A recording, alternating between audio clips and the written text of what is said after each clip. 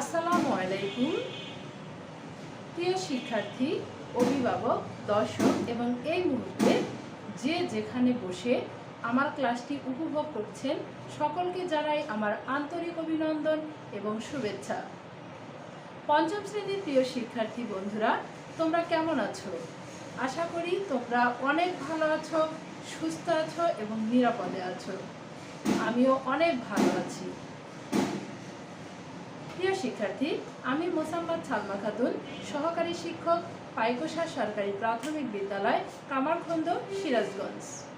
তোমরা জানো যে গত পাঠে আমরা আমাদের পঞ্চম শ্রেণীর প্রাথমিক বিজ্ঞান বিষয়ের দশম অধ্যায়ের শেষ পাঠ নিয়ে আলোচনা করেছিলাম এবং তারই ধারাবাহিকতায় আজকে আমরা আমাদের প্রাথমিক বিজ্ঞান বইয়ের 11তম অধ্যায় শুরু করতে যাচ্ছি। আমাদের 11তম অধ্যায়ে তোমাদের সকলকে স্বাগতম। আশা করি তোমরা আমার পাঠটি প্রথম থেকে শেষ পর্যন্ত উপভোগ করবে এবং খুব মনোযোগ সহকারে উপভোগ করব। প্রিয় শিক্ষার্থী, তুমি এখন যেখানে অবস্থান করছো, যে জায়গায় অবস্থান করছো, সেই জায়গায় মনে করো এখন আকাশ কালো মেঘে ঢাকা। এখন এই অবস্থায় তুমি কি মনে করবে? অবশ্যই তুমি মনে করবে যে খুব বৃষ্টি হতে পারে, তাই না? তাহলে এই বৃষ্টি দিনে বা মেঘলা দিনে তোমাকে যদি বাইরে যাওয়ার প্রয়োজন হয় তাহলে তুমি কি করবে? তুমি নিশ্চয়ই ভেজা থেকে রক্ষা পাওয়ার জন্য ছাতা ব্যবহার করবে, তাই না? হ্যাঁ, আমরা অবশ্যই বৃষ্টির দিনে ছাতা ব্যবহার করে বাইরে যাব। তারপর যদি তোমার ওইখানে ওই নির্দিষ্ট স্থানে যদি তোমার আকাশটা খুব রৌদ্রময় হয়, রোদটা যদি খুব প্রখর হয়, তাহলে তুমি কি করবে? তুমি নিশ্চয়ই রোদ থেকে বাঁচার জন্য ছাতা ব্যবহার করবে, তাই না? হ্যাঁ, আমরা এগুলো আমাদের অবস্থা, আমাদের এই যে আকাশের অবস্থা, এই অবস্থা দেখেই আমরা আমাদের বাইরে কিভাবে যাব এটা ঠিক করি। শুধু তাই নয়, আমরা আমাদের কাপড় চোপড় ব্যবহার ক্ষেত্রেও তাই করে থাকি। প্রচণ্ড শীতে নিশ্চয়ই আমরা শীতের কাপড় ছাড়া বাইরে যাব না, তাই না? আচ্ছা প্রিয় শিক্ষার্থী, আমি আশা করি এতক্ষণে আমার আলোচনায় তোমরা বুঝতে পেরেছো যে আজকে আমাদের আলোচনার বিষয় কি হতে পারে। প্রিয় শিক্ষার্থী, তার আগে তোমরা অবশ্যই তোমাদের খাতা কলম হাতে নিবে এবং আজকের পাঠের শিরোনামটি লিখে নিবে।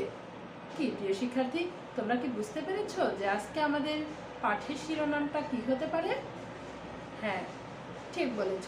আজকে আমাদের পাঠের শিরোনাম বা আমাদের আলোচনার বিষয় হলো আবহাওয়া ও জলবায়ু। আবহাওয়া ও জলবায়ু।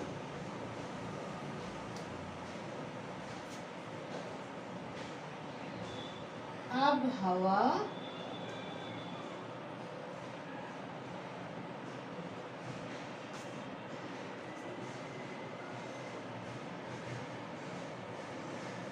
ও জলবায়ু।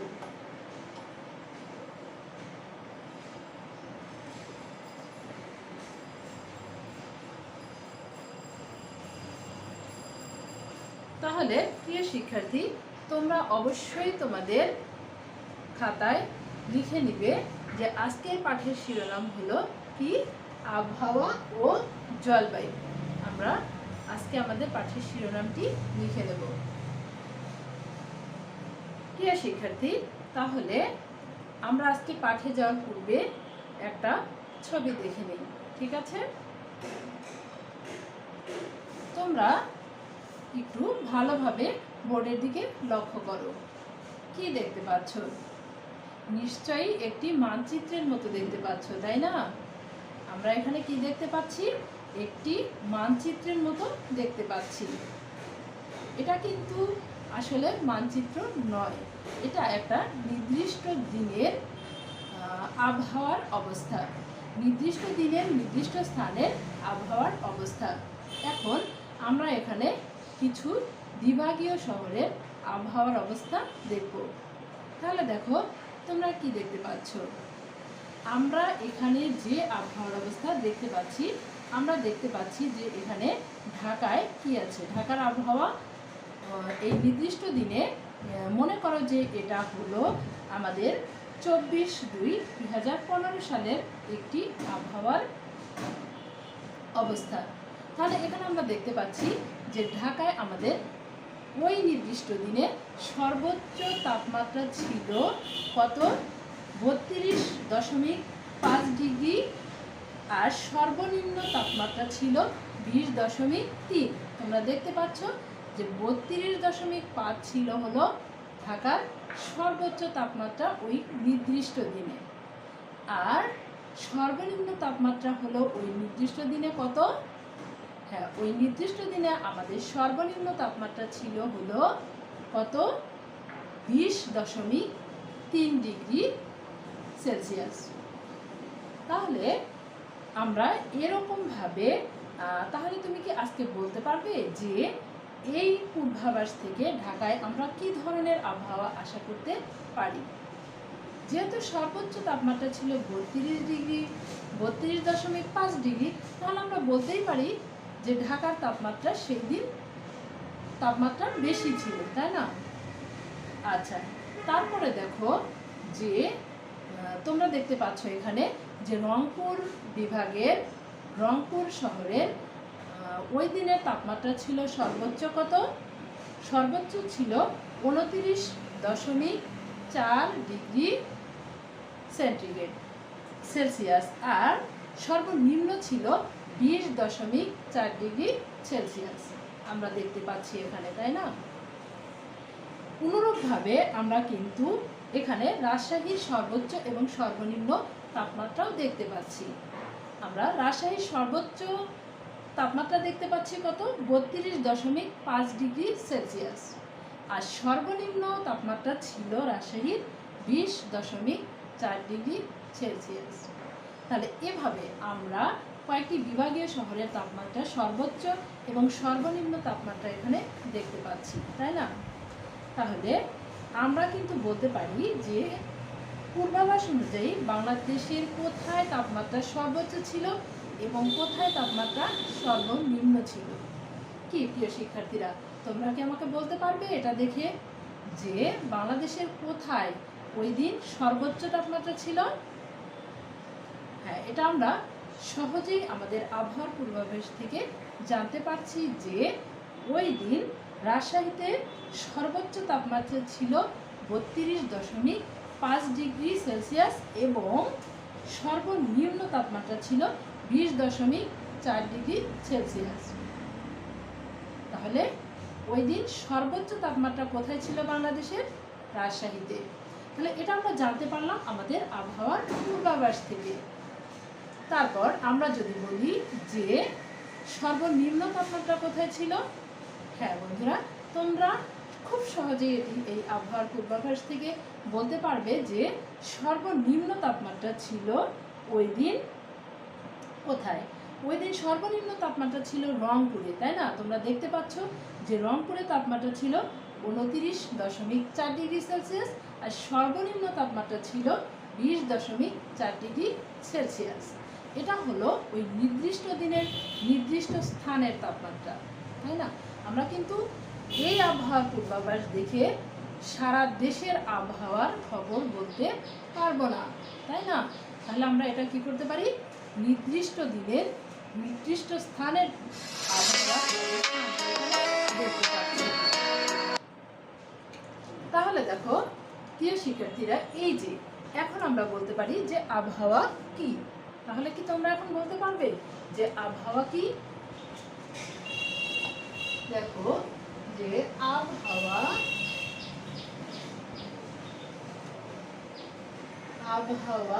কি?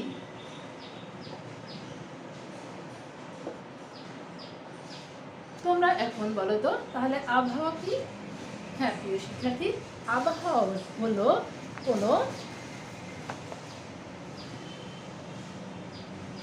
হলো কোনো নির্দিষ্ট স্থানের নির্দিষ্ট সময়ের আকাশ ও বায়ুমণ্ডলের অবস্থা। নির্দিষ্ট স্থান বলতে দেখো আমরা রাজশাহীকে পৃথকভাবে দেখলাম, এই বাংলাদেশের বিভিন্ন বিভাগকে কিন্তু পৃথকভাবে দেখলাম। তোমরা আরও জানো যে আমরা এই সিরাজগঞ্জ শহরে এখন যদি বৃষ্টি হয়, আবার আমাদের পার্শ্ববর্তী জেলা বগুড়া, আমাদের বগুড়া শহরে কিন্তু বৃষ্টি নাও হতে পারে। এই যে নির্দিষ্ট স্থানের নির্দিষ্ট সময়ের তাপমাত্রা বা আকাশ বা বায়ুমণ্ডলের অবস্থা, এই অবস্থাটাকেই আমরা বলবো যে আবহাওয়া। তাহলে আমরা আবহাওয়া বলতে কি বুঝি? আবহাওয়া বলতে আমরা বলতে পারি যে আবহাওয়া হলো কোনো নির্দিষ্ট স্থানের নির্দিষ্ট সময়ের আকাশ ও বায়ুমণ্ডলের অবস্থা। প্রিয় শিক্ষার্থী, তোমরা একটু আমার সাথে লিখে নাও যে আবহাওয়া কি।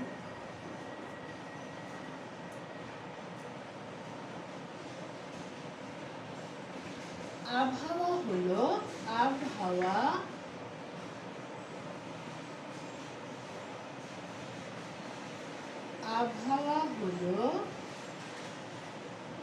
কোনো নির্দিষ্ট স্থানের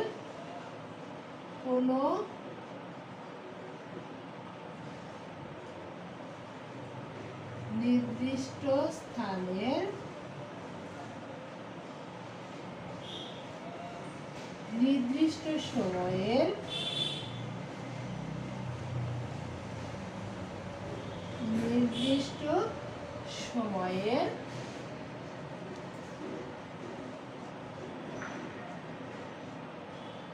আকাশ ও বায়ুমণ্ডলের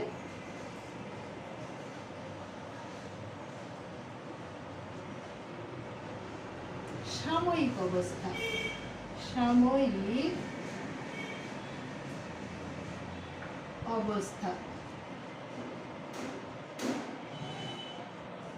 প্রিয় শিক্ষার্থী, আশা করি তোমরা অবশ্যই লিখে নিয়েছো যে আবহাওয়া হলো কোনো নির্দিষ্ট স্থানের নির্দিষ্ট সময়ের আকাশ ও বায়ুমণ্ডলের সাময়িক অবস্থা। আমরা সাময়িক অবস্থা বলবো এই জন্য যে আবহাওয়া পরিবর্তনশীল, এটা নির্দিষ্ট সময়ে পরিবর্তন হতে পারে। এই জন্য আবহাওয়া দেখে আমরা ঠিক করতে পারি যে আমরা আসলে আজকের এই নির্দিষ্ট দিনে আমরা কোন কাপড় পরবো, শীতের কাপড় পরবো নাকি একটু গরম কাপড় পরবো, গরম লাগলে আমরা একটু পাতলা কাপড় পরে বের হই, কিংবা বৃষ্টি হলে আমরা ছাতা নিয়ে বের হব, কিংবা আজকে ঘুরতে যাওয়া যাবে কি না, এটা হলো আমাদের এই নির্দিষ্ট দিন দেখে আমরা বলতে পারি। কালকে কিন্তু এরকম নাও থাকতে পারে, আবার সকালে আবহাওয়া ভালো থাকতে পারে, বিকেলেও সেটা পরিবর্তন হতে পারে। তাহলে সেই জন্য আমরা বলবো যে সাময়িক, এটা স্থায়ী নয়, এটা পরিবর্তনশীল। এই জন্য আমরা বলবো যে আবহাওয়া হলো কোনো নির্দিষ্ট স্থানের নির্দিষ্ট সময়ের আকাশ ও বায়ুমণ্ডলের অবস্থা, সাময়িক অবস্থা। আশা করি তোমরা সবাই আবহাওয়া কি এটা লিখে নিয়েছো এবং অবশ্যই কিন্তু তোমরা এটা মনে রাখবে। এখন প্রিয় শিক্ষার্থী, আমরা হলো আবহাওয়া ও জলবায়ু সম্পর্কে আলোচনা করছি। তাহলে আমরা বলতে পারি যে জলবায়ু কি? হ্যাঁ, আবহাওয়া ও জলবায়ুর মধ্যে অনেক মিল আছে বা সম্পর্ক আছে, কিন্তু আবহাওয়া জলবায়ু কিন্তু একরকম নয়। আমরা যদিও আবহাওয়া এবং জলবায়ু বললেই কিন্তু আমরা মনে করি যে দুটো মনে হয় একই রকম, আসলে কিন্তু দুটো একই রকম নয়। আবহাওয়া জলবায়ুর মধ্যে পার্থক্য আছে। আর আমাদের সেই জলবায়ু কি? তাহলে এখন আমরা বলতে পারি যে জলবায়ু কি। এখন যদি তোমাকে প্রশ্ন করা হয় যে বর্ষাকালটা কেমন হয় বাংলাদেশের, হ্যাঁ, তুমি স্বভাবতই বলবে যে আষাঢ় শ্রাবণ মাসে বর্ষাকাল শুরু হয়, তাই না? তাহলে এই আষাঢ় শ্রাবণ মাসে আমাদের এই দেশে কেমন থাকে আবহাওয়া? নিশ্চয়ই বৃষ্টি থাকে, পথঘাট পানিতে ঢাকা থাকে, নদীতে পানি বাড়ে। এটা কিন্তু আমাদের প্রতি বছরের বাংলাদেশের একটা মোটামুটি নির্দিষ্ট অবস্থা। পরিবর্তন হতে পারে কিছুটা, কিন্তু আমরা কিন্তু এটা মোটামুটি নির্দিষ্ট বলেই জানি যে আমাদের বাংলাদেশের জলবায়ু, অর্থাৎ আমাদের বাংলাদেশের যে বর্ষাকাল কেমন হয়, গ্রীষ্মকাল কেমন হয়। আমরা জানি যে গ্রীষ্মকালে আমাদের দেশে ঝড় হয়, তারপর অনেক গরম হয়, আম পাকে, বিভিন্ন ফল পাকে, এটা কিন্তু আমরা জানি। আমাদের দেশে 6টা ঋতু আছে। আমরা এই 6টা ঋতুতে আসলে কখন কি হয় এটা আমরা মোটামুটি নির্দিষ্ট করেই জানি। পরিবর্তন হলেও সেরকম পরিবর্তন কিন্তু হয় না। এই যে আমরা নির্দিষ্টভাবে আমাদের সামগ্রিক অবস্থা, এটা কিন্তু বাংলাদেশের সামগ্রিক অবস্থা। তাহলে আমরা এই জন্য আমরা জলবায়ু বলতে পারি যে জলবায়ু হলো কোনো স্থানের কোনো নির্দিষ্ট জলবায়ু, তাহলে কি কোনো স্থানের আবহাওয়া পরিবর্তনের নির্দিষ্ট ধারা, আবহাওয়া পরিবর্তনের নির্দিষ্ট ধারা। অর্থাৎ গ্রীষ্মকালে একরকম আবহাওয়া হচ্ছে, আবার বর্ষাকালে গিয়ে আরেক রকম আবহাওয়া হচ্ছে, এবং এটা প্রতি বছর প্রায় একই রকম হচ্ছে। এই যে নির্দিষ্ট ধারা, জলবায়ু পরিবর্তনের, আবহাওয়া পরিবর্তনের এই যে নির্দিষ্ট ধারা, এই নির্দিষ্ট ধারাটাকেই আমরা বলি জলবায়ু। তাহলে আমরা জলবায়ু কি এটা আমরা কিন্তু এখন বলতে পারবো, তাই না? জলবায়ু হলো কোনো স্থানের বহু বছরের আবহাওয়ার গড় অবস্থা। বহু বছরের, আমরা বহু বছর ধরে জানি যে বাংলাদেশের বর্ষাকাল গ্রীষ্মকাল এক নয়। বর্ষাকালে একরকম আবহাওয়া আমাদের, গ্রীষ্মকালে আমাদের একরকম আবহাওয়া, এটা আমরা মোটামুটি বহু বছর ধরে জানি। এই যে বহু বছরের আবহাওয়ার গড় অবস্থা, এই গড় অবস্থাটাকেই আমরা বলি হলো জলবায়ু। তাহলে এখন তুমি নিশ্চয়ই বলতে পারবে যে জলবায়ু কি? হ্যাঁ, জলবায়ু হলো কোনো স্থানের বহু বছরের আবহাওয়ার গড় অবস্থা। তাহলে জলবায়ু হলো কোনো স্থানের বহু বছরের আবহাওয়ার গড় অবস্থা। তাহলে আমরা এখন দেখে নেব যে জলবায়ু কি।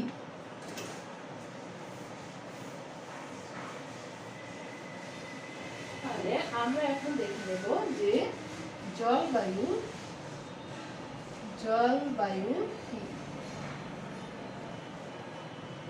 জলবায়ু কি? প্রিয় শিক্ষার্থীরা, তোমরা অবশ্যই আমার সাথে লিখে নিবে যে জলবায়ু কি। হ্যাঁ, জলবায়ু হলো কোন স্থানের আবহাওয়া পরিবর্তনের, কোন স্থানের আবহাওয়া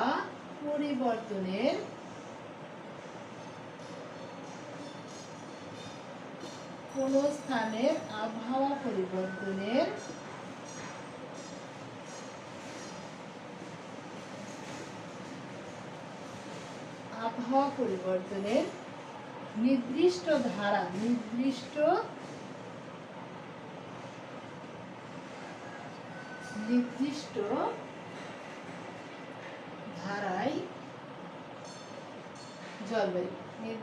ধারায় জলবায়ু।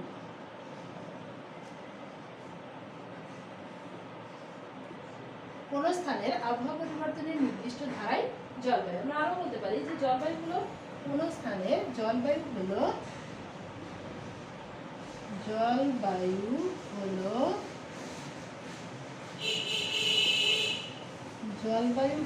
কোন স্থানের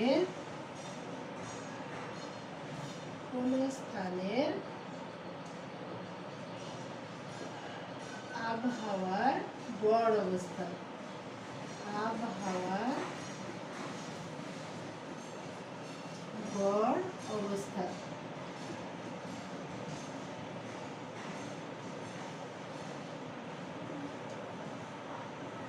তাহলে আমরা জলবায়ু বলতে কি বুঝছি?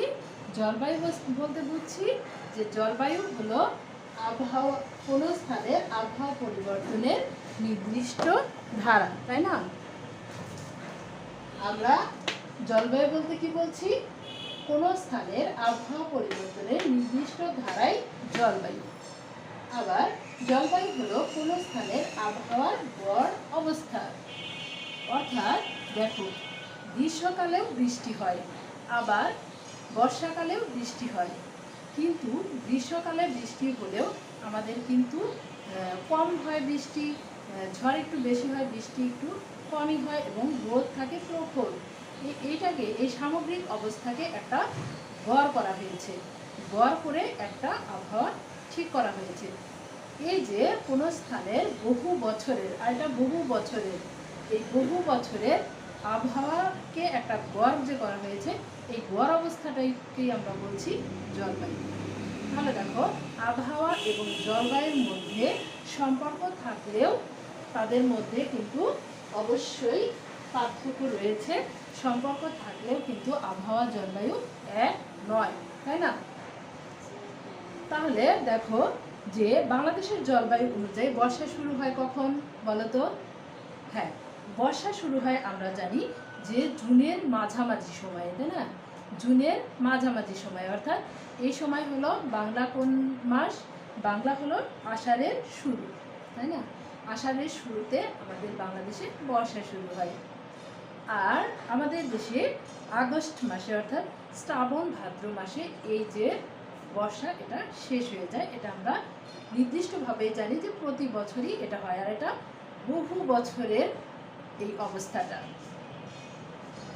তাহলে দেখো, তো আমরা এই যে আবহাওয়ার এই গড় অবস্থাটা আমরা কিভাবে জানছি? আমরা জলবায়ুর পূর্বাবস্থা বা পূর্বাভাস থেকে কিন্তু আমরা এটা জানতে পারছি।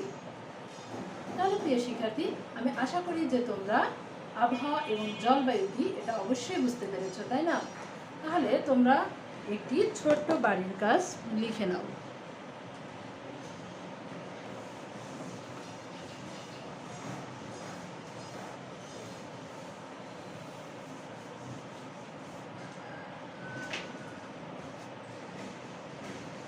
বাড়ির কাজ।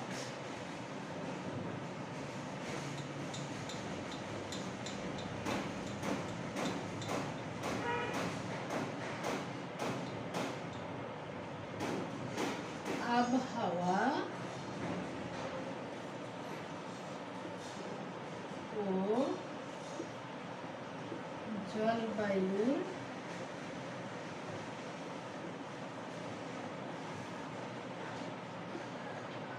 মধ্যে পার্থক্য 5টি বাক্যে লিখো।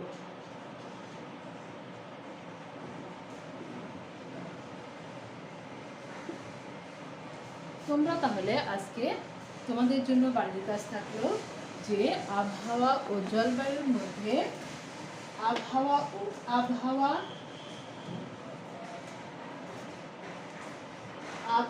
ও জলবায়ুর মধ্যে পার্থক্য 5টি বাক্যে লিখো। প্রিয় শিক্ষার্থী, তোমরা অবশ্যই কিন্তু তোমাদের বাড়ির কাজটি খুব ভালোভাবে সম্পন্ন করবে এবং আমি আশা করি যে আজকে আমার ক্লাসটি তোমাদের ভালো লেগেছে।